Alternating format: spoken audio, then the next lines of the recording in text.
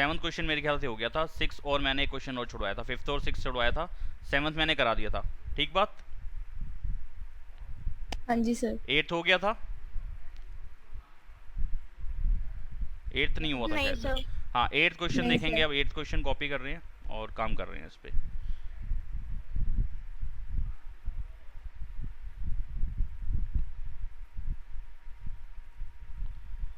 Find the values of, find the values, देखो question देखो कितना प्यारा है उनने।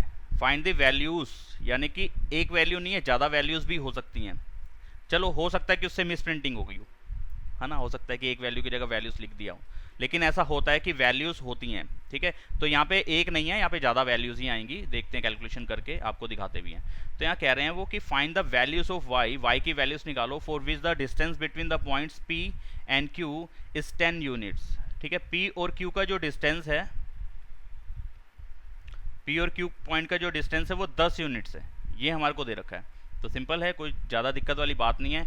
एक पॉइंट पी है, पी के कोऑर्डिनेट्स हैं 2 -3, एक पॉइंट क्यू है, इसके कोऑर्डिनेट्स हैं 10 और y, और इन दोनों पॉइंट्स के बीच का जो डिस्टेंस है वो है 10 यूनिट्स, ठीक है। पी और क्यू का जो डिस्टेंस है वो कितना है, 10 यूनिट्स, यानी कि हमें डिस्टेंस उन्होंने दे दिया, हम डिस्टेंस फार्मूला पे काम कर लेंगे और मुझे उससे ये वाला y मिल जाएगा। काम करते हैं, अगर मैं अपने हिसाब से देखूं कि पी क्यू का डिस्टेंस, मैं रूल के हिसाब से देखूं, आपने पी क्यू का डिस्टेंस कितना दे दिया, 10 दे दिया, according to question P Q का डिस्टेंस है 10। मैं पी क्यू का डिस्टेंस निकालूंगा तो ऊपर जो डिस्टेंस फॉर्मूला अभी मैंने बताया, ये लास्ट क्लास में मैं आपको बता चुका हूँ, इस फॉर्मूले के हिसाब से मेरा कितनी कैलकुलेशन आएगी उसको देखें जरा। पी क्यू का डिस्टेंस बनेगा, फॉर्मूला क्या था, x2 माइनस x1 का स्क्वायर, x2 कितना है, यानी कि अब यहाँ लिख के दिखाना नहीं होता, मैंने लास्ट क्लास में भी इस बात को क्लियर करा था कि यहाँ पे आपको लिख के नहीं दिखाना कि मैं इसको x1 मान रहा हूँ, इसको y1 मान रहा हूँ, और इसको x2 मान रहा हूँ, और इसको y2 मान रहा हूँ। तो आपको ऐसे दिखाना नहीं है। स्टार्टिंग के कुछ एक क्वेश्चन आप ऐसे लिख के कर सकते हो कि फॉर्मूले में कैसे वैल्यूज़ लगानी होती हैं। जैसे कि अगर मैं यहाँ पे फॉर्मूला दोबारा से लिखूँ कि पी क्यू का डिस्टेंस निकालता, तो मेरे पास तो ये फॉर्मूला था भाई, x2 माइनस x1 इसका square plus y2 minus y1 इसका स्क्वायर, और ये डिस्टेंस किसके इक्वल है, अकॉर्डिंग टू क्वेश्चन 10 के इक्वल है। अब इसमें क्वेश्चन में से वैल्यूज डाल देते हैं। अच्छा जी, x2 की जगह पे क्या लिखा हुआ है, 10, 10 माइनस x1 की जगह पे क्या लिखा हुआ है, 2, इसका स्क्वायर हो जाएगा। y2 की जगह पे क्या लिखा हुआ है, y2 की जगह पे क्वेश्चन में y लिखा हुआ है, तो यहाँ पे y आ जाएगा, और y1 की जगह पे क्या लिखा हुआ है, माइनस का 3, ये लिख दिया। पहला स्टेप क्लियर होगा सबको। अच्छा, इसकी अगली कैलकुलेशन क्या बनने वाली है, 10 माइनस 2 8, 8 का स्क्वायर कितना होता है 64, ठीक है। और यहाँ कितना बन जाएगा, y माइनस माइनस प्लस 3 का स्क्वायर, यही बनेगा ना, y प्लस 3 का स्क्वायर, ये माइनस और माइनस की कैलकुलेशन हो जाएगी तो पॉजिटिव साइन आ जाएगा, तो पहले हमने वही कर दिया। अच्छा, अगला स्टेप क्या होगा जी, अगला स्टेप होगा 64 का तो 64 रहा, y प्लस 3 का स्क्वायर है, तो ये a प्लस बी का होल स्क्वायर फॉर्मूला लगेगा, यहाँ पे ये लगेगा a प्लस बी का होल स्क्वायर, क्या होता है a square plus B square plus 2ab, तो इतने की जगह पे y प्लस 3 की जगह पे ये वाला रूल लग जाएगा, ये वाला फॉर्मूला लग जाएगा, तो लगा देते हैं यहाँ पे। तो y square plus 9 plus 6y किसके इक्वल, 10 के इक्वल, ठीक है जी, कोई दिक्कत नहीं आई होगी इसमें। अब क्या करें, अगला टारगेट हमारा होगा भाई, रूट को खत्म करना जानते हैं ना हम, रूट को खत्म कर सकते हैं, क्या करना होता है, एसपीएस, स्क्वेयरिंग बोथ साइड्स, दोनों साइड का स्क्वेयर कर दो तो इधर का रूट खत्म हो जाएगा। अच्छा जी, तो क्या बनेगा ये 64 plus Y square plus 9 plus 6y is equal to 10 का स्क्वेयर, इधर का रूट खत्म और इधर का स्क्वेयर हो जाएगा। जब एसबीएस करोगे तो इस रूट वाले किसी भी रूट की वैल्यू का जब भी आप स्क्वेयर करते हो तो नेक्स्ट स्टेप क्या होता है, रूट खत्म हो जाता है। तो मैंने जब इस रूट वाली साइड का स्क्वायर कर दिया तो नेक्स्ट स्टेप में रूट खत्म हो गया, और जिसका रूट नहीं था उसकी पावर 2 कर दी। एसबीएस का मतलब तो यही है ना, स्क्वेयरिंग बोथ साइड्स, दोनों साइड का स्क्वायर कर दो। अच्छा जी, ठीक बात है, यही होता है। अगला स्टेप क्या होगा, यहाँ पे सारी टर्म्स एक तरफ कर लो, क्योंकि एक वाई स्क्वायर वाला भी आ रहा है, एक वाई भी आ रहा है, तो एक ऐसी इक्वेशन बन गई, क्वाड्रेटिक बन गई, तो सारी टर्म्स एक तरफ कर लो। वाई स्क्वायर प्लस 9 प्लस, या ऐसा करता हूँ वाई स्क्वायर, रीअरेंज भी कर देते हैं इसको, सारी वैल्यूज एक तरफ कर देते हैं और उसको रीअरेंज भी कर देते हैं, इनकी स्टैंडर्ड फॉर्म में भी लिखते जाते हैं। सबसे पहले सबसे बड़ी पावर, उसके बाद उससे छोटी वाली पावर यानी कि y वाली टर्म आ जाएगी, उसके बाद क्या आ जाएगा 64 और 9 कितना हो जाएगा 73, और ये 10 का स्क्वायर कितना हो जाएगा 100, और वो इधर आके माइनस का 100 हो जाएगा। ठीक है ना, ये 10 का स्क्वायर हो जाएगा 100 और इधर आएगा तो नेगेटिव साइन हो जाएगा इसका। अगला स्टेप क्या होगा, प्लस माइनस और कर लेते हैं जिस इसकी हो सकती है। तो यहाँ कितना आ जाएगा 27 आ जाएगा 27। अब माइनस का 27 आएगा, बड़े नंबर का साइन आएगा ना, 100 का साइन आएगा, माइनस का 27 आएगा। अब मल्टीप्लाई करके या तो मिडिल टर्म स्प्लिटिंग से इसके फैक्टर कर लो, इसको सॉल्व करना हमने सीखा था चैप्टर 4 के अंदर। कैसे, या तो हम मिडिल टर्म स्प्लिट कर लें या हम क्वाड्रेटिक फार्मूला लगा दें। कौन सा तरीका आसान रहेगा, मिडिल टर्म स्प्लिटिंग तो हमारे को क्लियर हो ही रहा है, मल्टीप्लाई करके 27 आए, माइनस करके 6 आए, 6 और 3 फैक्टर होते हैं। तो फैक्टर जब इजीली समझ में आ रहे हैं तो फिर हम क्वाड्रेटिक फार्मूले का यूज क्यों करें, बिल्कुल नहीं करेंगे।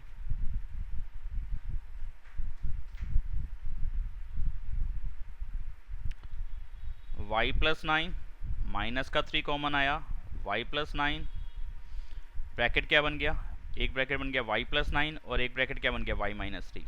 अगर ये चैप्टर 4 का क्वेश्चन होता, अगर ये चैप्टर 4 का क्वेश्चन होता और ऐसी कहीं वर्ड प्रॉब्लम से कोई इक्वेशन बनती और ये कहीं एज को या स्पीड को y रिप्रेजेंट कर रहा होता तो हम इस आंसर को इग्नोर कर देते, y की इस वैल्यू को, यानी कि y के दो आंसर आएंगे ना यहाँ पे। देखो जब y प्लस 9 को 0 के इक्वल रखोगे तो y की वैल्यू कितनी आएगी माइनस का 9, जब y माइनस 3 को 0 के इक्वल रखोगे तो y का आंसर कितना आएगा 3। ठीक है, तो अगर ये स्पीड को रिप्रेजेंट कर रहा होता y तो ये माइनस का 9 हम कहते हैं कि नॉट पॉसिबल। अगर किस एज को रिप्रेजेंट कर रहा होता तो भी हम कहते हैं नॉट पॉसिबल। ठीक है, हाँ अगर ये किसी इंटीजर को बता रहा होता तो माइनस का 9 यहाँ पे पॉसिबल आंसर होता। लेकिन हमारा क्वेश्चन क्या है, हमारा इस टाइम का क्वेश्चन क्या है, हमारे को y की वैल्यू निकालनी है और ये y किस चीज को बता रहा था, y कोऑर्डिनेट को बता रहा था, क्योंकि कोऑर्डिनेट्स में से y कोऑर्डिनेट को बता रहा था। यानी कि x वाला तो 10 दे रखा है, दूसरा y है, तो ये तो नेगेटिव भी हो सकता है, ये पॉजिटिव भी हो सकता है, ये रूट वाला नंबर भी हो सकता है, ये डेसिमल वाला नंबर भी हो सकता है, कुछ भी हो सकता है। कोई भी रियल नंबर यहाँ पे हम लिख सकते हैं, वो किसी ना किसी कोऑर्डिनेट को बताएगा, यानी कि किसी ना किसी पोजीशन को बताएगा कार्टेशियन प्लेन पे। तो यानी कि दोनों पॉसिबल आंसर है। तो फिलहाल आपका क्वेश्चन क्या था, पूरा पॉइंट दिखाना था या सिर्फ y की वैल्यूज निकालनी थी। तो y की यहाँ पे दो पॉसिबल वैल्यूज हैं, ये दोनों की दोनों।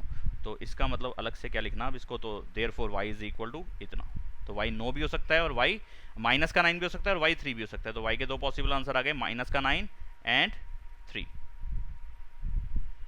ठीक है, ये भी है और ये भी है,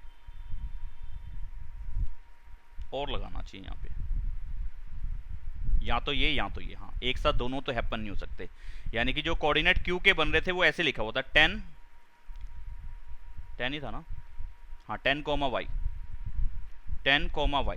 तो q के कोऑर्डिनेट्स यहाँ तो हो सकते थे 10 माइनस का 9, या q के कोऑर्डिनेट्स हो सकते हैं 10 3।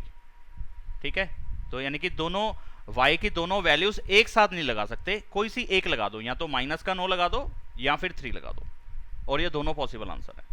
ठीक है जी, समझ में आ गया, कोई डाउट तो बताओ।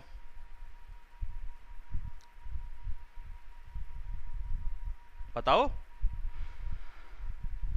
Sir, no doubt. No doubt, बाकियों को सब क्लियर आ गया सर। आ गया।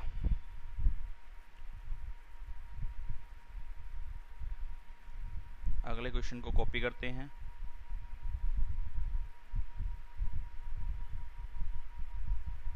ओके, मनमीत का भी यही आंसर है कि सर आ गया। जिज्ञासा आपको आया है? Yes sir. Okay, Piyush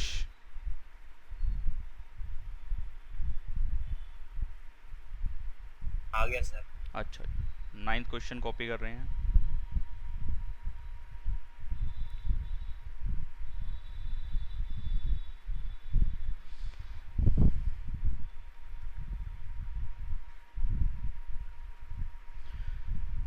if q 0,1 यानी कि q के जो कोऑर्डिनेट्स है वो 0,1 है, इज इक्विडिस्टेंट। इक्विडिस्टेंस मैंने कल भी एक क्वेश्चन पे आया था, मैंने क्लियर करता है। इक्विडिस्टेंट मतलब इक्वल डिस्टेंस पे है, किससे, p से एंड r से, p से भी और r से भी, दोनों से इक्वल डिस्टेंस पे है।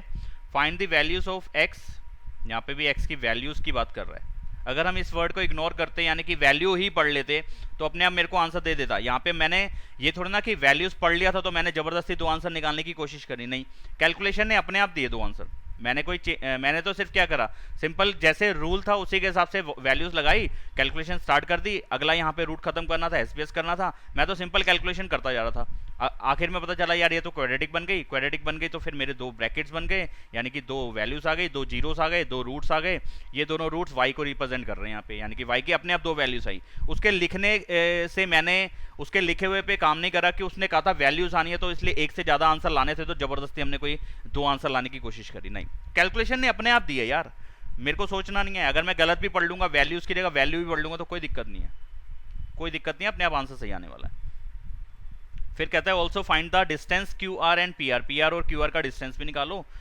मेन बात है क्वेश्चन को समझ लो जहां तक में हमारे कोऑर्डिनेट्स निकलने वाले हैं। क्या कह रहा है इस क्वेश्चन के अंदर, सिंपल सी बात बोली उन्होंने कि क्यू पॉइंट जो है वो पी से भी और आर से भी इक्वल डिस्टेंस पे है,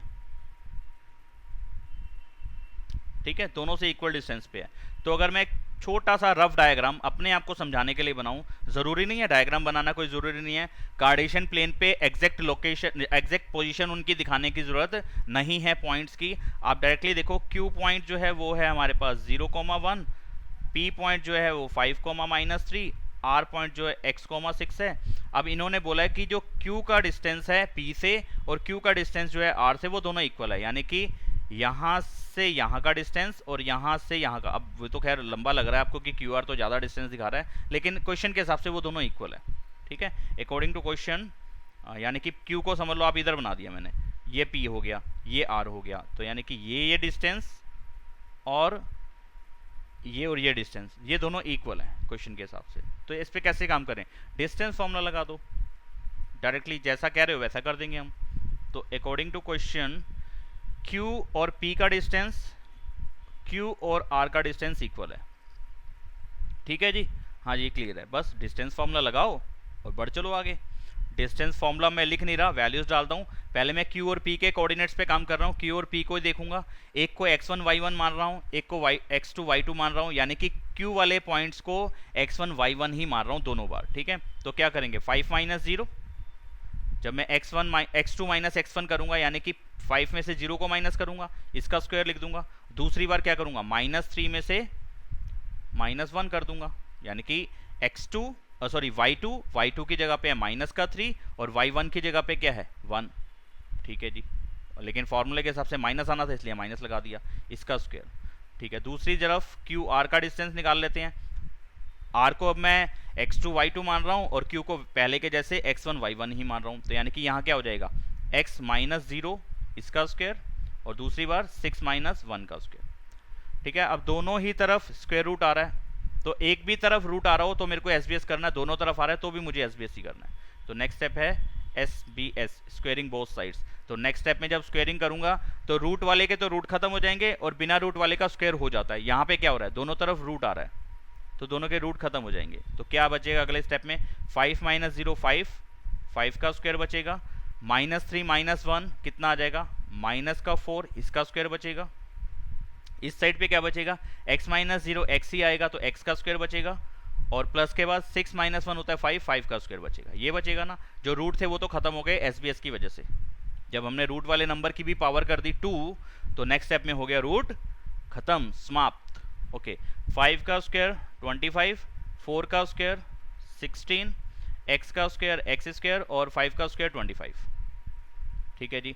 अगले स्टेप में क्या होगा, ये 25 जब उधर जाएगा तो माइनस का 25 हो जाएगा, ऐसे लिख सकते हैं हम इसको 25 + 16 -25 इज इक्वल टू x²। 25 और 25 कैंसिल हो गया, x² किसके इक्वल बच गया 16 के। x की वैल्यू कितनी आ जाएगी, इसका रूट कर दोगे, जब भी स्क्वायर हटाओगे तो सामने वाले का रूट कर देना है और आंसर दो पॉसिबल केसेस बनेंगे, प्लस का और माइनस का। तो प्लस माइनस कितना आएगा 4, 16 का रूट कितना आ जाएगा 4, तो x की दो पॉसिबल वैल्यूज आ गई, प्लस का 4 और माइनस का 4। क्योंकि ये x जो है किसी कोऑर्डिनेट में x की वैल्यू को बता रहा है, x कोऑर्डिनेट को बता रहा है, यानी कि अगर मैं देखूं यहाँ पे तो r के कोऑर्डिनेट्स में x कोऑर्डिनेट की वैल्यू है, मतलब कि x कोऑर्डिनेट को हमें निकालना था, तो ये वाली जगह पे तो x नेगेटिव भी चलेगा, पॉजिटिव भी चलेगा, मैंने बताया कोई भी रियल नंबर चलेगा, रूट वाला भी चलेगा, बिना रूट वाला भी चलेगा, डेसिमल वाला भी चलेगा, माइनस वाला भी चलेगा, कुछ भी चलेगा। तो ये तो हमारा क्या आया है, कुछ भी आया तो वो रियल नंबर ही आया ना, तो ये दोनों पॉसिबल केसेस हैं, तो एक्स के 2 पॉसिबल आंसर आ गए। ठीक है जी।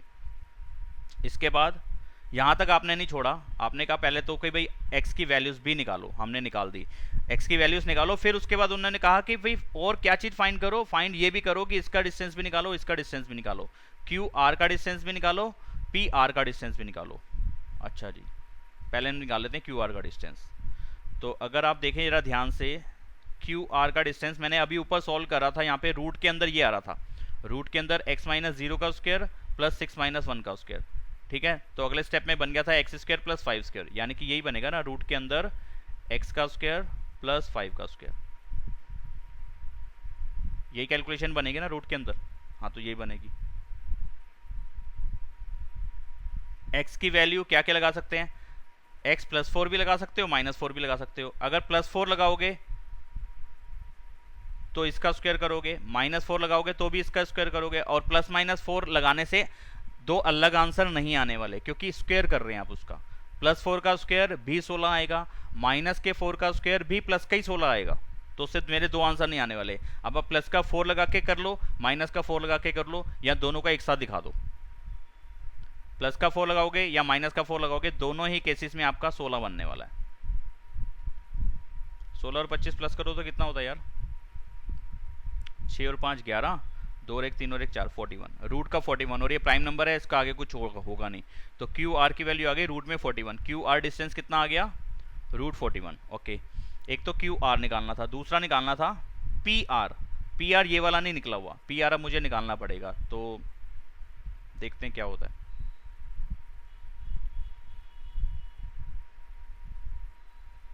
कॉपी कर लेता हूँ यार से।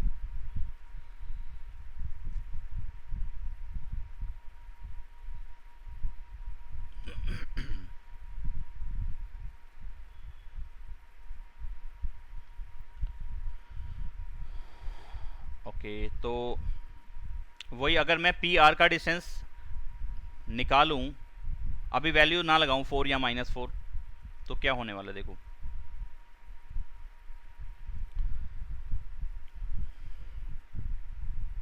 यहाँ लगा ही देता हूँ, क्योंकि फिर x माइनस 5 पे दो मेरे को फॉर्मूला लगाने पड़ जाएंगे। ठीक है, मैं +4 भी लगा के देखता हूँ और -4 भी लगा के देखता हूँ। 4 लगा दिया पहले। ठीक है, यहाँ पे था x, 6। ठीक है,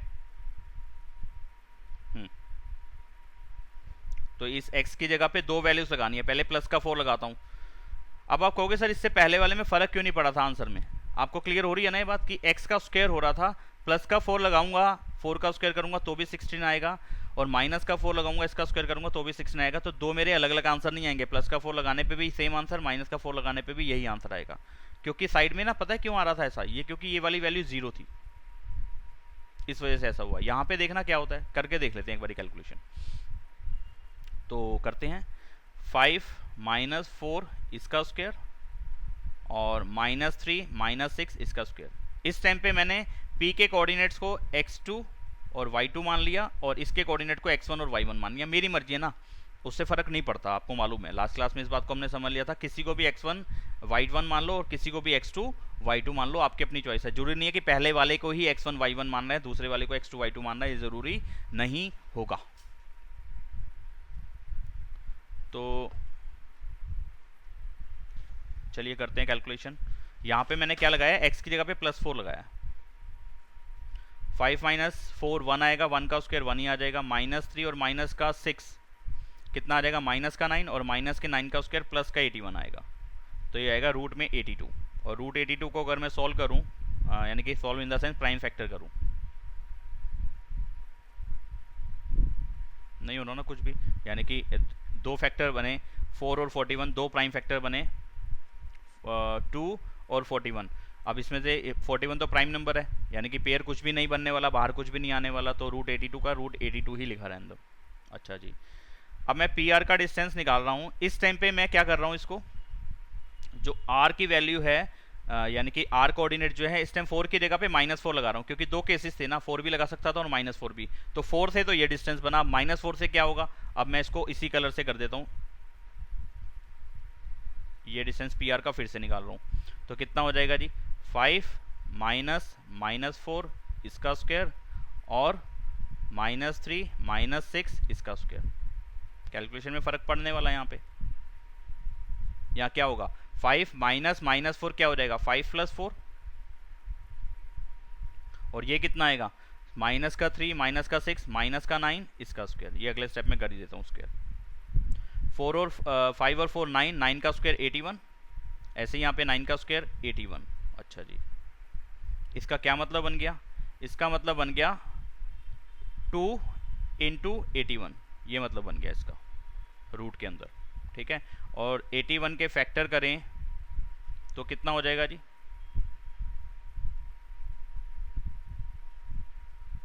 ऐसे कुछ बाहर आ जाएगा। यानी कि प्राइम फैक्टर्स तो खैर नहीं करे मैंने, ऐसे फैक्टर कर लिए जहाँ पे इसका पेयर बनता था, वरना प्राइम फैक्टराइजेशन के अंदर 9 इंक्लूड नहीं कर सकते आप। अगर 81 के प्राइम फैक्टर्स करने हैं तो आपने फिर 3 से दिखाना पड़ेगा, फिर इसको 3 से करना पड़ेगा, फिर इसको 3 से करना पड़ेगा, फिर इसको 3 से करना पड़ेगा। 2 पेयर बनेंगे 3 और 3 के, तो 3 और 3 की मल्टीप्लाई फिर से आनी कितनी है 9 ही आनी है ना, तो मैंने डायरेक्टली कर दिया 9√2 ऐसे लिख दिया, ठीक है। तो पी आर के 2 डिस्टेंस आ गए। पी आर डिस्टेंस रूट का 82 आया, 9√2 आया, और जो अपना पहले वाला था क्या था वो कहाँ गया,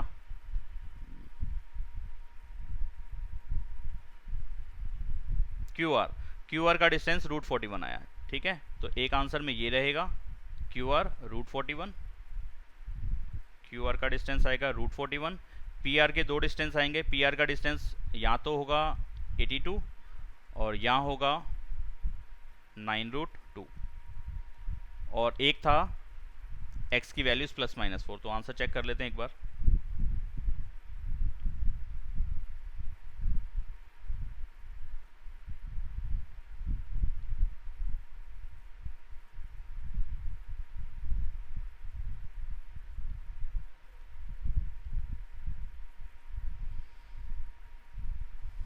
ये रहा +-4, क्यू आर की वैल्यू √41, पी आर की वैल्यू या तो √82 है या फिर 9√2 है कॉमा के बाद, ठीक है। तो ये हमारे आंसर सारे यही आ रहे हैं।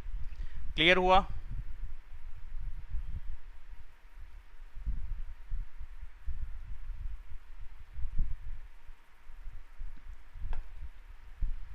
बताओ बेटा क्लियर हुआ कि नहीं हुआ? जिस बच्चे को क्लियर नहीं हुआ हाथ खड़ा करो।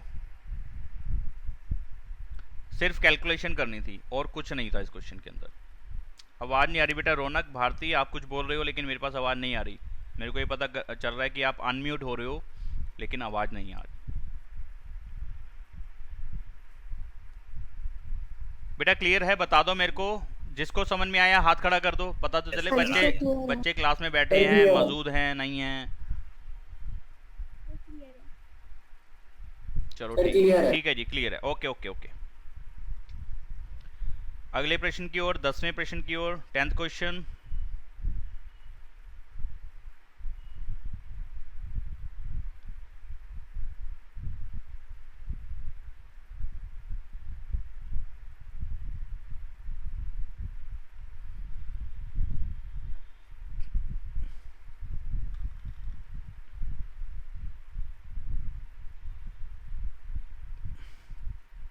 बड़ा प्यारा क्वेश्चन है, पेपर में पूछे जाने वाला, और बच्चे थोड़े परेशान हो जाते हैं, और जबकि आसान है। Find a relation between X and Y.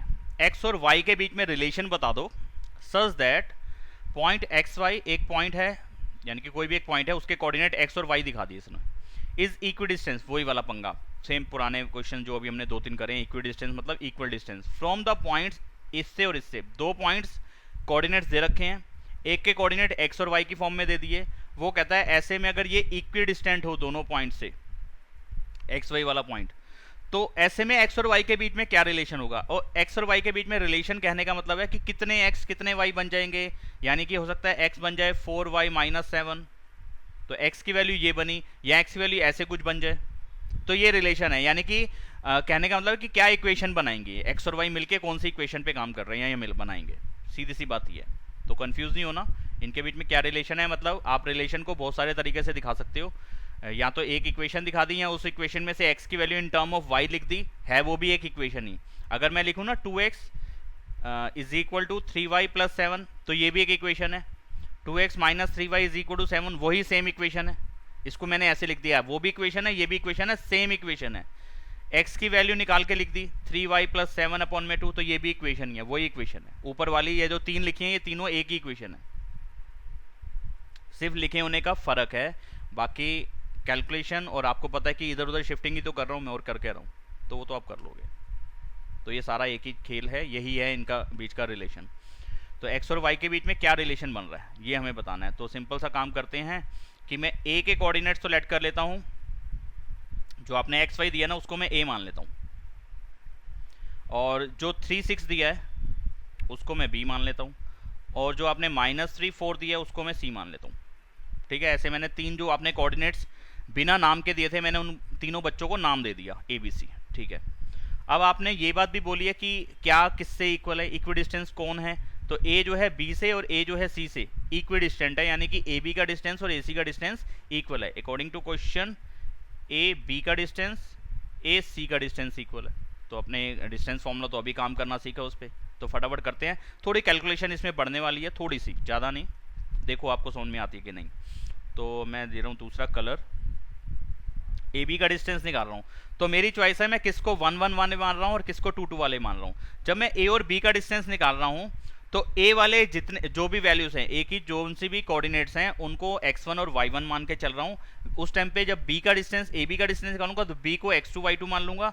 जब मैं ए सी का निकालूंगा तो c को नहीं, देखो आप ध्यान दो, वापस चलता हूँ, तो किसी तरह की कोई कन्फ्यूज़न रहनी नहीं चाहिए।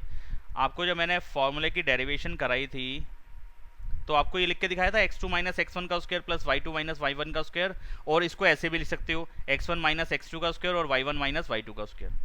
ठीक है, यानी कि आप जरूरी नहीं है कि जिसको 2 मानोगे उसी वाले कोऑर्डिनेट को पहले लिखना पड़ेगा। फॉर्मूला आपने रट्टा मारा या एनसीईआरटी में से भी देखोगे तो एनसीईआरटी में भी आपको ये दोनों चीज़ें दिख जाएंगी, जो मैंने प्रॉपर कैलकुलेशन करके समझा के आपको बता दिया हुआ है कि आप x2 माइनस x1 का स्क्वायर भी लिख सकते हो और आप चाहो तो x1 माइनस x2 का स्क्वायर भी लिख सकते हो। ये मैंने साइड में इसका प्रूफ दिया था कि भाई ऐसा होता है कि a माइनस बी का स्क्वायर और b माइनस ए का स्क्वायर हमेशा सेम आता है, इसलिए ऐसा हम लिख सकते हैं। ठीक है, तो ज़रूरी नहीं है आपको कि लिख के दिखाना है कि x2 किसको मान रहे हो, y2 किसको मान रहे हो, x1 किसको मान रहे हो, x2 किसको मान रहे हो। ये x2 y2 x1 y1, ठीक है। तो क्या किसको मान रहे हो वो दिखाना जरूरी नहीं है, अपने ब्रेन को समझाना बहुत जरूरी है कि मैं क्या मानने वाला हूँ भाई। तो मैं कुछ जो बता रहा था, मैं काम किसी और पे करना चाह रहा हूं लेकिन मैं बता कुछ और गया उस टाइम पे, तभी मैंने आपको फॉर्मूला ऊपर से दिखाया। मैं x और y वाली वैल्यूज को हमेशा पहले लिखना चाह रहा हूं और माइनस के बाद ये वाली वैल्यूज को लिखना चाह रहा हूं। मैं नहीं चाहता कि फॉर्मूला मैं इस तरीके से लिखूं, गलती ये नहीं होती, लेकिन काम करने में मजा इस पे नहीं आता, इस पे ज्यादा मजा आता है, इसलिए मैं ऐसा लिखना चाह रहा हूं। ठीक है, तो अब मैं आपको बता रहा हूं क्या लिख रहा हूं। अगर आपको नहीं समझ में आया तो पूछना कि सर समझ में नहीं आया। x माइनस 3 का स्क्वायर लिख दिया, यानी कि x वाली वैल्यूज को माइनस करा के उसकी पावर 2 करनी होती है और y वाली वैल्यूज को माइनस करा के उनकी पावर 2 करनी होती है। सिर्फ इतना सा खेल है डिस्टेंस फॉर्मूले का, और कुछ भी नहीं है। दो के कोऑर्डिनेट्स में से x को माइनस करा के पावर 2 कर दो और ऐसे ही y को माइनस करा के पावर 2 कर दो, बीच में प्लस का साइन लगा दो, ये वाला। बस ये है डिस्टेंस फॉर्मूला। कोई दिक्कत तो नहीं आई? ये जो पॉइंट लिखा है मैंने, ये जो फॉर्मूले के अंदर वैल्यूज डाल दी है, इसमें कोई दिक्कत तो नहीं आई किसी को भी? नहीं आई होगी, जिसको आई होगी वो हाथ खड़ा कर देना, मैं उसको बता दूंगा। ऐसे जब मैं a और c का डिस्टेंस निकाल रहा हूं तो ऐसे लिख रहा हूं मैं x माइनस -3, यानी कि जब मैं a और c का डिस्टेंस निकालूंगा तो x में से माइनस करूंगा -3, तो ऐसे लिखना पड़ेगा। फिर प्लस y में से माइनस करना पड़ेगा 4, इसका स्क्वायर। ठीक है, कर दिया। अगला स्टेप तो ये करो कि पहले रूट खत्म कर दो। रूट खत्म करने का मतलब है स्क्वेयरिंग बोथ साइड्स कर दो। ठीक है, तो अपने आप दोनों तरफ का रूट खत्म हो जाएगा। स्क्वेयरिंग करोगे तो रूट खत्म हो जाएगा। क्या बचेगा? इधर से बचेगा x माइनस 3 का स्क्वायर, इधर से बचेगा y माइनस 6 का स्क्वायर, इधर से क्या बचेगा x प्लस 3 का स्क्वायर, माइनस माइनस प्लस हो जाएगा x प्लस 3 का स्क्वायर, और प्लस y माइनस 4 का स्क्वायर।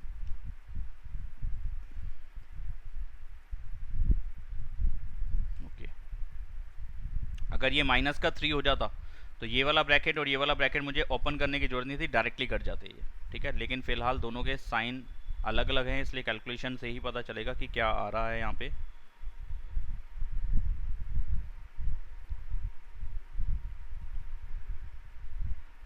तो क्या बनेगी कैलकुलेशन करते हैं। यहाँ पे लिखो फॉर्मूले कौन से लग रहे हैं, मैं यहाँ लिख रहा हूँ। यहाँ पे लग रहा है a माइनस बी का स्क्वायर, यहाँ पे भी लग रहा है a माइनस बी का स्क्वायर, यहाँ पे लग रहा है a प्लस बी का स्क्वायर, और यहाँ पे लग रहा है a माइनस बी का स्क्वायर।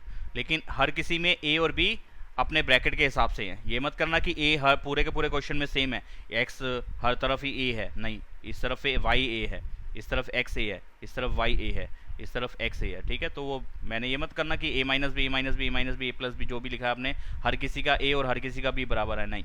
अपने अपने ब्रैकेट के हिसाब से दिखा दिया। और ये आइडेंटिटी खोलनी तुम्हें आती है कि a माइनस बी का स्क्वायर क्या होता है, a square plus B square minus 2ab, और a प्लस बी का होल स्क्वायर क्या होता है, a square plus B square plus 2ab, ठीक है। एक सेकंड मैं देख लूँ यार, दोनों ब्रैकेट माइनस के यार थे ना, क्योंकि कैलकुलेशन कर दूँ उसके बाद गलती हो जाए कोई तो बहुत टाइम लगने जाएगा, इसलिए एक सेकंड का टाइम और दे दो। x माइनस 3 और y माइनस 6, बिल्कुल सही। चलिए अब ओपन करते हैं, और कलर में लेना चाह रहा हूँ कोई और, पर्पल ले लेता हूँ अभी।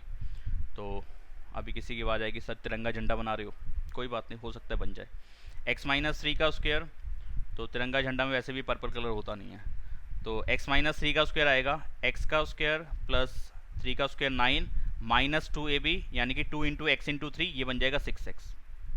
कोई डाउट नहीं, किसी को डाउट हो जरूर पूछना, जरूर पूछना। y स्क्वायर प्लस 6 का स्क्वायर 36 माइनस 2ab, यानी कि 2 इंटू वाई इंटू 6, तो कितना आ जाएगा 12y। अच्छा जी, ये छोटी सी आइडेंटिटी है, इसलिए इसमें ऐसा नहीं है कि मैं लिख के दिखाऊं यार a की जगह पे y है a square plus b square यानी कि 6 का स्क्वायर फिर माइनस 2 इंटू वाई इंटू 6। ये चीज़ ऐसे लिख के नहीं दिखा रहा हूँ, क्योंकि सबसे हमने जब फॉर्मूले पढ़ने, रूल्स पढ़ने, आइडेंटिटीज पढ़नी स्टार्ट करी थी ना एल्जेब्रिक, तो सबसे पहली आइडेंटिटी हमने ये पढ़ा दी थी मार्को, एक्स प्लस। हाँ माही, क्या कहना चाहते हो?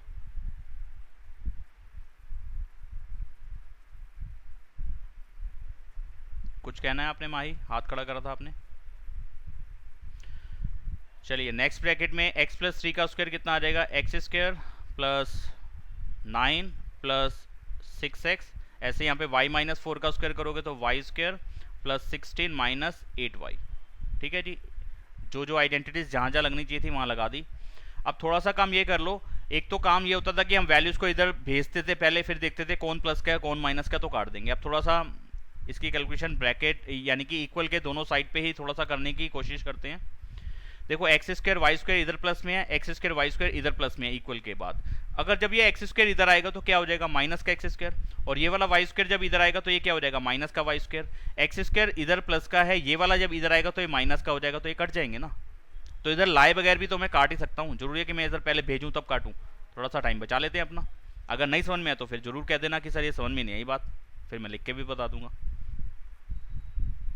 तो मैं यहाँ क्या कर रहा हूँ, एक्स स्क्वायर से ये वाला एक्स स्क्वायर कट रहा है, और इस वाई स्क्वायर से ये वाला वाई स्क्वायर कैंसिल हो रहा है। इसमें कोई डाउट? जिसको डाउट हाथ खड़ा करो।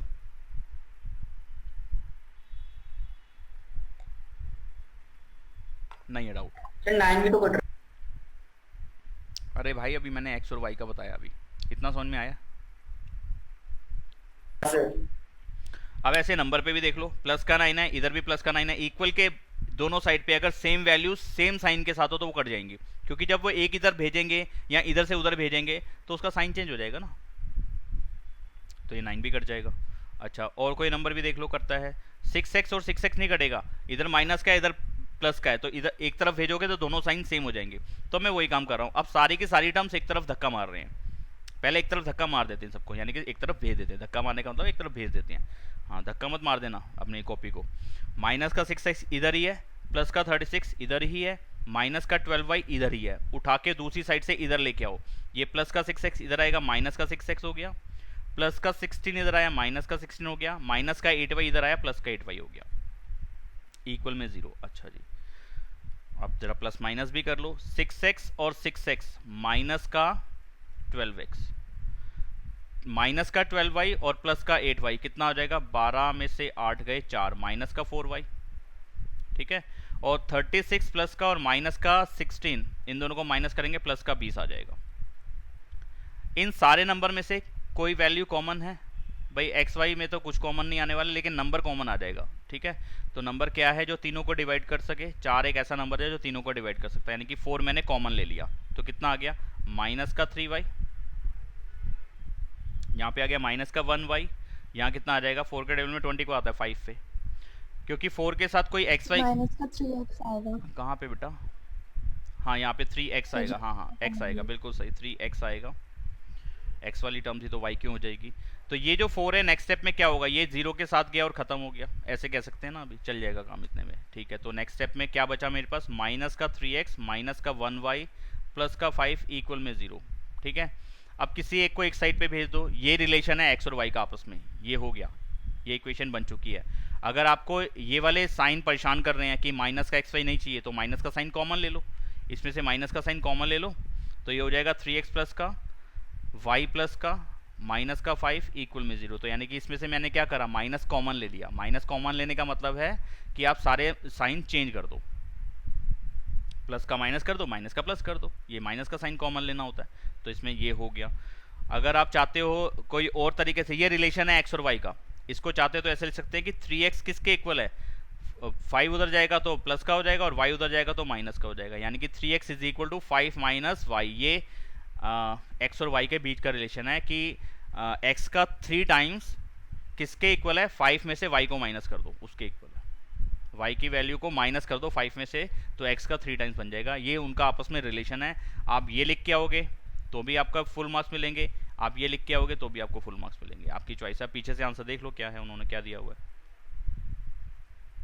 3x plus Y minus 5, 3x plus Y minus 5 उन्होंने पहले वाली कोई आंसर दे रखा है, ठीक है। और आप ये माइनस वाला लिख के आओगे ना तो ये भी सही है, इसमें भी कोई मार्क्स नहीं कटने वाले। लेकिन ज़्यादातर टीचर ये कहते हैं कि यार ये x और y दोनों ही जब नेगेटिव आ रहा है तो यार इसमें से माइनस कॉमन ही क्यों ना ले लो, वो माइनस माइनस नेगेटिविटी जरूरी फैलानी है, पॉजिटिविटी फैला दो ना थोड़ी सी ज़्यादा। तो इसलिए अगर एक प्लस का होता और एक माइनस का होता, बेसिकली हमारी आदत ये रहती है कि जो सबसे पहली वाली टर्म लिखते हैं ना, अब कोई इक्वेशन लिख रहे हैं अगर 2 वेरिएबल वाली, तो पहले हम x लिखते हैं बाद में हम y लिखते हैं, ठीक है। क्वाड्रेटिक लिखेंगे तो उसकी स्टैंडर्ड फॉर्म में पहले एक्स स्क्वायर वाला आना चाहिए, फिर x वाला आएगा, फिर कांस्टेंट आएगा, देन 0 आएगा इक्वल में, ठीक है।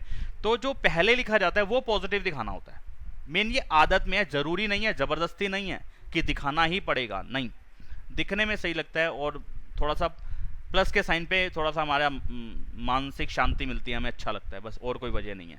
आप इस ये लिख के आओगे फुल मार्क्स हैं, ये लिख के आओगे फुल मार्क्स हैं, ये लिख के आओगे फुल मार्क्स हैं, आपकी चॉइस है जो लिखना हो।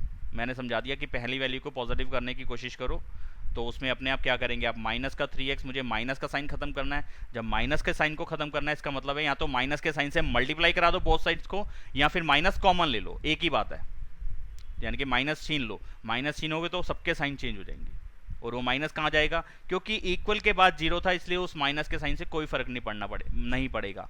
अगर इक्वल में 0 नहीं है तो वो साइन फिर कहीं ना कहीं अपना फर्क डालेगा, यानी कि इक्वल के बाद वाले नंबर का साइन चेंज कर देगा। कोई डाउट? No sir. ओके, तो ये हो गई आपकी पहली एक्सरसाइज, डिस्टेंस फॉर्मूले का काम खत्म। तो एक सेकेंड जरा, मैं इसके मैंने कुछ एक्स्ट्रा क्वेश्चंस निकाले हुए हैं,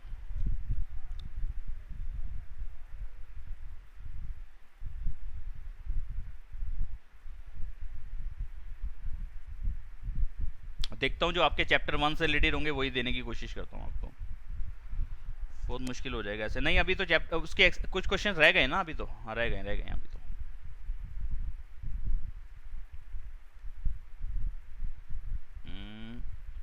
ये वाले रह गए हैं।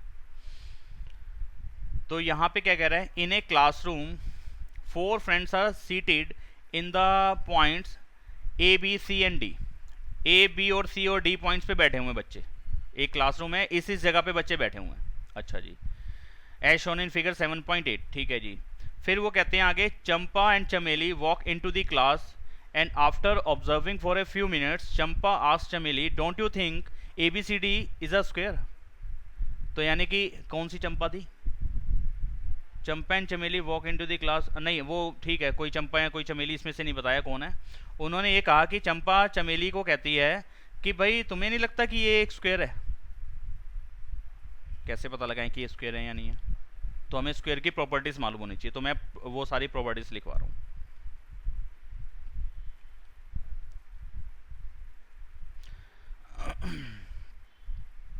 अगर अगर अगर पहले कहाँ से शुरुआत करें, पैरेललोग्राम से या क्वाड्रिलेटरल से? पैरेललोग्राम से पहले स्टार्ट करते हैं।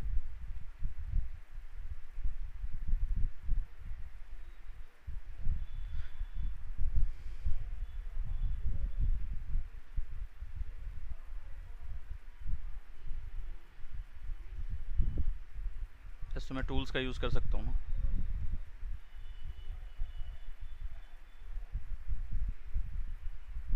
ये एक पैरेललोग्राम है। पैरेललोग्राम जब भी बनाने को आता है हम कुछ ऐसा बनाते हैं, सीधा नहीं बनाते, उसको टेढ़ा करके बनाते हैं, ऐसे जैसे ये आपके सामने है ये फिगर। तो ये एक जो डायग्राम या फिगर आपके सामने आई, अगर मुझे प्रूव करना है कि ये एक पैरेललोग्राम बनेगा तो इसके अंदर क्या खासियत होनी चाहिए?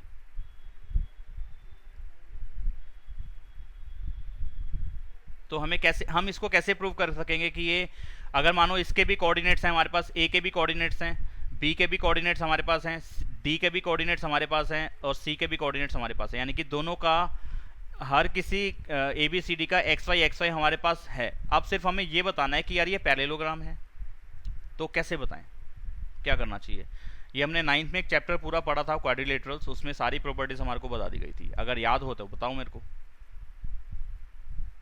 Sir A B B C को इक्वल टू कर देंगे और ए बी बी सी को इक्वल।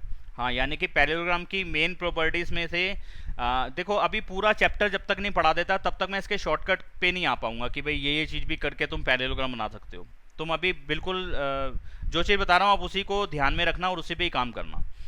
अगर पैरेललोग्राम बताना है किसी क्वाड्रिलेटर को, आपको 4 पॉइंट्स दे दे और वो कहे जी इसको पैरेललोग्राम बता दो, तो हमें क्या क्या चीज़ें बतानी पड़ेंगी वहाँ पे? तब हमें बताना होगा कि ए बी का और डी सी का या सी डी का डिस्टेंस इक्वल हो वहाँ पे, और ए डी का और बी सी का डिस्टेंस इक्वल हो।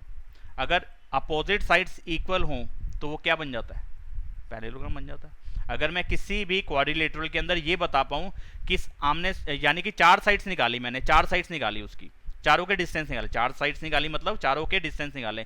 मैंने ए बी का डिस्टेंस भी निकाल लिया, ए बी का डिस्टेंस भी निकाल लिया, बी सी का डिस्टेंस भी निकाल लिया, सी डी का डिस्टेंस भी निकाल लिया और ए डी का डिस्टेंस भी निकाल लिया। अगर मैंने चारों डिस्टेंस निकाल लिए और वो क्या क्या आए, एक सेकेंड, मानो कि वो ऐसे आए कि सीक्वेंस में लिख रहा हूँ, A B B C, A B आया मानो 4 सेंटीमीटर, बी सी आया 3 सेंटीमीटर, या 3 आया, 3 सेंटीमीटर ना लिखो, यूनिट्स लिख लो, कोई दिक्कत नहीं है, 3 लिख लो,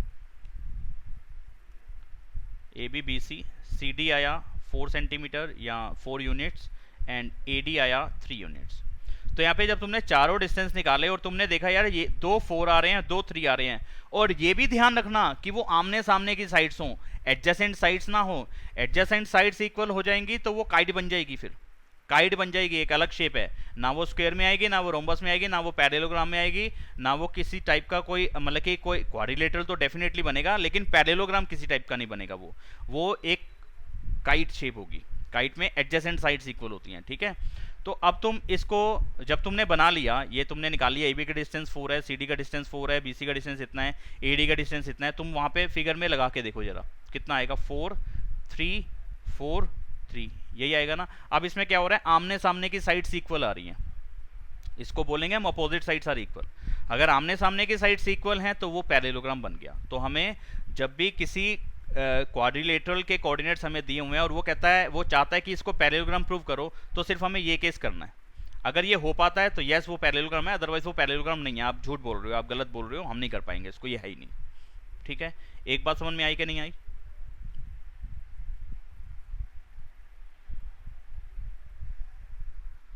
नहीं आई बात समझ में? रौनक का तो माइक ही आज नहीं चल रहा, बिल्कुल भी आवाज नहीं आ रही। और कोई बताए? खुशी समझ में आ रहा है बेटा? खुशी, माही, मनमीत? सर आवाज आ रही है? हाँ जी, अब आई है। आ गया समझ में। हाँ, अब आज तो तेरी आवाज बहुत साफ आ रही है। महक श्रीवास्तव बेटा, पहले नहीं आए थे आप क्लास में?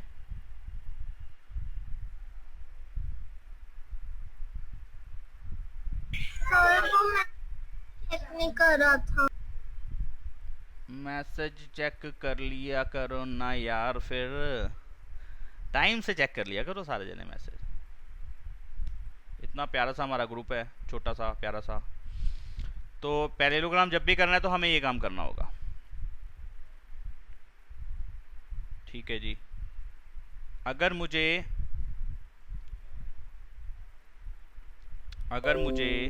एक सेकेंड, ये तो कुछ ना कुछ मैसेजेस और भी आते रहते हैं।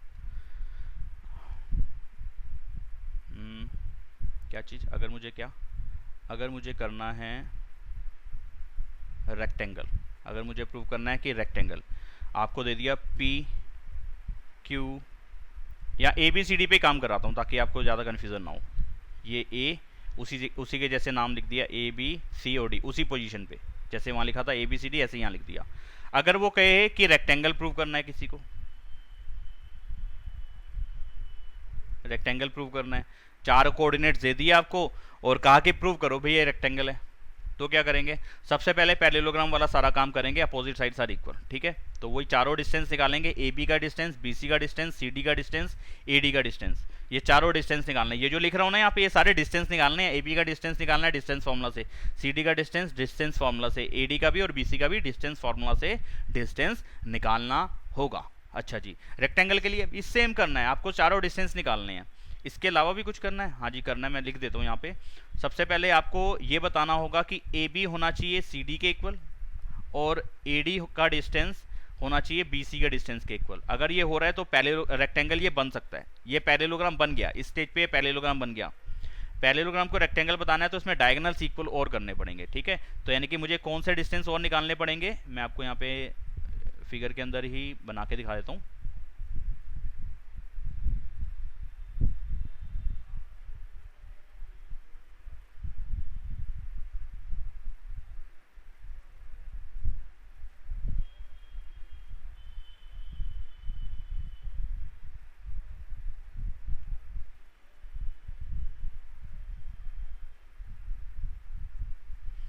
ठीक है, तो ये हमारे को 2 डिस्टेंस और निकालने होंगे डायगोनल वाले, यानी कि AC का डिस्टेंस भी निकालना पड़ेगा, DB का डिस्टेंस भी निकालना पड़ेगा, और अगर ये इक्वल आ जाते हैं तो फिर ये रेक्टेंगल।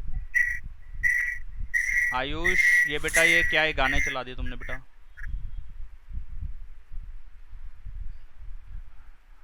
क्या करना है, अगर आपको रेक्टेंगल बताना है तो चारों साइड्स का डिस्टेंस निकालना है, साथ में डायगोनल्स का भी डिस्टेंस निकालना है, यानी कि BD डिस्टेंस को भी निकालना पड़ेगा, AC के डिस्टेंस को भी निकालना पड़ेगा। अगर ये दोनों डिस्टेंस भी सेम आ जाते हैं, यानी कि AC और DB इक्वल आ जाता है, अपोजिट साइड से इक्वल आ रही हैं और ये डायगोनल वाला डिस्टेंस भी इक्वल आ रहा है, तो ये रेक्टेंगल है। अदरवाइज वो सिर्फ पैरेललोग्राम रह जाएगा। बात समझ में आई? यहाँ पे डायगोनल्स इक्वल नहीं होंगे, जो पैरेललोग्राम लिखवाया ना, यहाँ पे डायगोनल्स की लेंथ इक्वल नहीं रहेगी। अगर मैं यहाँ पे डिस्टेंस निकालूंगा AC का और DB का, तो ये इक्वल नहीं आएगा। अगर वो आपसे ये पूछ रहे हैं कि भाई ये बताओ पैरेललोग्राम है कि रेक्टेंगल है, फिर मुझे 6 के 6 डिस्टेंस निकालने होंगे, चारों साइड्स के भी निकालने होंगे, दोनों डायगोनल्स के भी निकालने होंगे। फिर मैं एक एक प्रॉपर्टी का चेक करता जाऊंगा। पैरेललोग्राम बन रहा है तो पैरेललोग्राम लिख दूंगा। अगर वो रेक्टेंगल को की सारी प्रॉपर्टीज को सेटिस्फाई कर रहा है, यानी कि opposite sides are equal and diagonals are equal, then it is a rectangle. ठीक है, अगर उसके किसी क्वाड्रिलेटरल के चारों साइड्स में से अपोजिट साइड्स इक्वल आ रही हैं और डायगोनल्स की लेंथ इक्वल आ रही है, तो वो क्या हो जाएगा? रेक्टेंगल। अच्छा जी, इससे अगला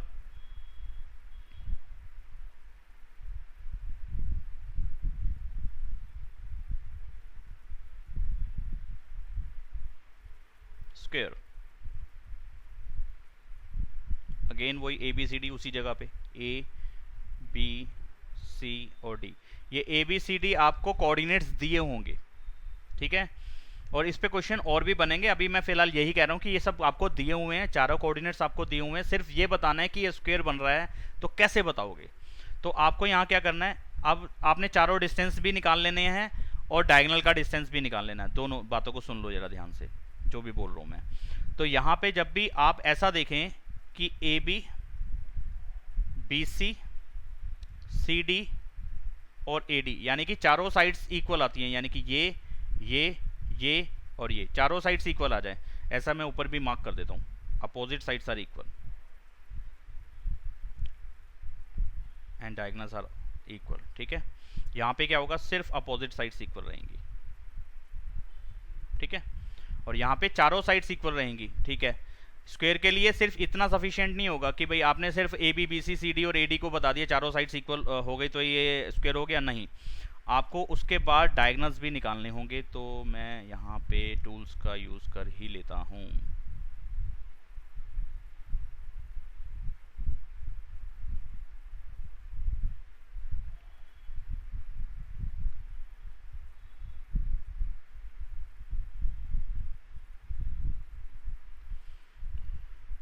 ठीक है, तो यहाँ पे आपने फिर क्या करना है, AC का डिस्टेंस भी निकालना है और DB का डिस्टेंस भी निकालना है, यानी कि डायगोनल्स भी निकालने हैं। अगर डायगोनल्स इक्वल आ जाए, यानी कि डायगोनल्स की लेंथ इक्वल आ जाए और चारों साइड्स की लेंथ आपस में इक्वल आ जाए, तो वो क्या बन जाएगा, स्क्वायर बन जाएगा।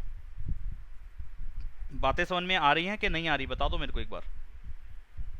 सर रोम्बस में भी ऐसे अभी बता रहा हूँ, नहीं अभी रोम्बस में फ़र्क है, अभी मेरे को बताना है, लास्ट फिगर वही बतानी है फिर, और इसके क्वेश्चन और बचे हुए जो भी पॉइंट्स और हैं क्वाड्रिलेटरल के वो बताने हैं। अभी मुझे कुछ एक पॉइंट्स रह गए हैं इसके,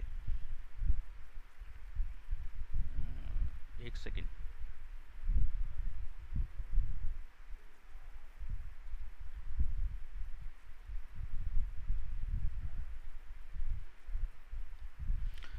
तो ये बनाया मैंने एक रोम्बस, इस पे भी वही ए बी सी और डी। रोम्बस प्रूव करना है किसी क्वाड्रिलेटरल को, तो हमें क्या चीज़ वहाँ बतानी होगी, चारों sides equal, A B B C C D and A D,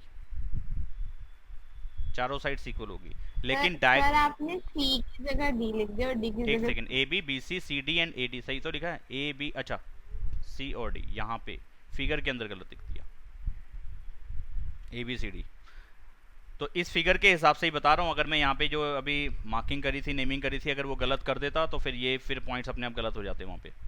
फिलहाल तो चल जाएगा। अभी A B B C C D and A D चारों साइड्स इक्वल आ जाएं और डायगोनल्स इक्वल नहीं आए, यानी कि ए सी का डिस्टेंस निकाला और डी बी का डिस्टेंस निकाला और ये इक्वल नहीं आएगा, तो ये बन जाएगा रोम्बस। अगर ये भी इक्वल है तो बन जाएगा स्क्वायर, ठीक है। अब मैंने 4 तरीके के पैरेललोग्राम पढ़ाए हैं आज। सिंपल पैरेललोग्राम की प्रॉपर्टीज के हिसाब से काम करना बताया है। पैरेललोग्राम की टाइप नंबर 1 जो पहली टाइप है वो है रेक्टेंगल। ये भी पैरेललोग्राम की सारी प्रॉपर्टीज लेके बैठेगा, कुछ और प्रॉपर्टीज ऐड होती हैं मैंने लिखवा दी हैं। स्क्वायर भी एक तरीके का पैरेललोग्राम ही है, लेकिन स्क्वायर पैरेललोग्राम से क्यों अलग है, क्योंकि चारों साइड्स इक्वल हो जाएंगी और डायगोनल्स इक्वल रहेंगे। और स्क्वायर और रोम्बस में क्या फ़र्क है, चारों साइड्स इक्वल हैं और डायगोनल्स अनइक्वल है, ठीक है।